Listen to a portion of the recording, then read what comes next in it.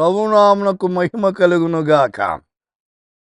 దేవుని కృపను బట్టి మరి యొక్క పర్యాయం మిమ్మల్ని అందరినీ యూట్యూబ్ ద్వారా కలుసుకుని దేవాది దేవుని వాక్యాన్ని వినేదానికి ప్రభు ఇచ్చిన సమయాన్ని బట్టి దేవునికి స్తోత్రము కలుగునగాక.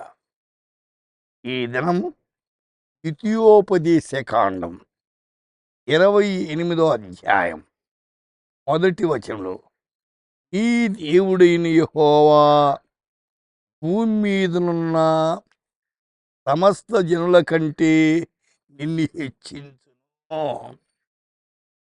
The Lord your God will set you high above all the nation and earth. तो वह तुझे पृथ्वी की सब జాతిयों में శ్రేష్ఠ కరేగా. ఇలారా జాగ్రత్తగా దేవుని మాటలు వినండి. మీరు బైబిల్ చదివేటప్పుడు అసలు చదువుతున్నారా అని అయితే చదవాలి.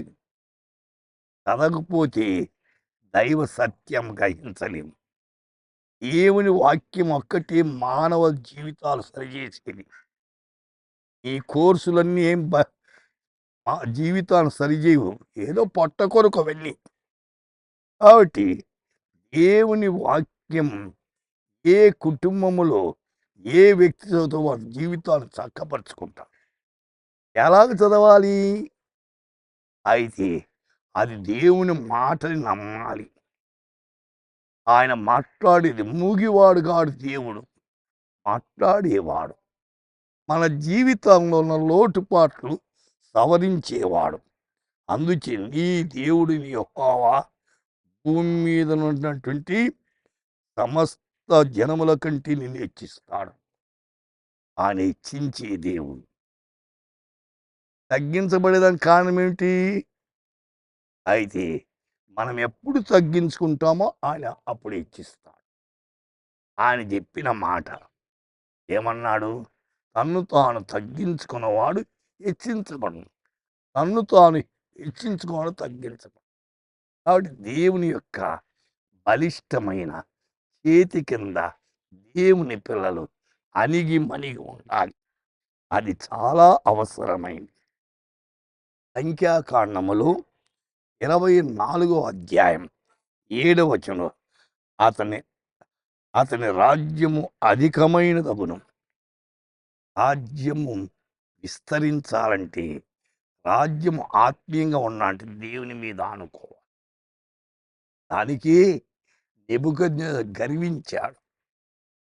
రాజ్యం భ్రష్టమైపోయింది. ఏ రాజ్యమైతే దేవుని మీద ఆనుకుంటా రాజ్యము ఆత్మీయంగా వర్ధిల్లుతుంది. అయితే రాజులను ఎక్కించేవాడిని, రాజ్యాలను నాశనం చేసేవాడు ఆయన. కాబట్టి దేవునికి లోబడాల. ఓ మాట ఉంది, ద్వితీయోపదేశకాండం 26వ అధ్యాయం 19, తాను సృజించిన సమస్త జనముల కంటే నీకు కీర్తి ఘనత పేరు కలుగునట్లు నిన్ను హెచ్చిస్తా.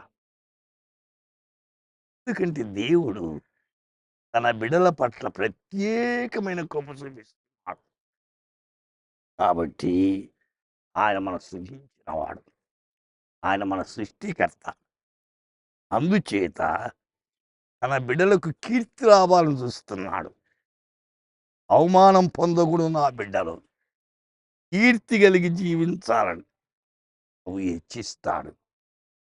దేవుని హెచ్చింపు పొందాలంటే ఆయనకు విధేయుడై జీవించండి.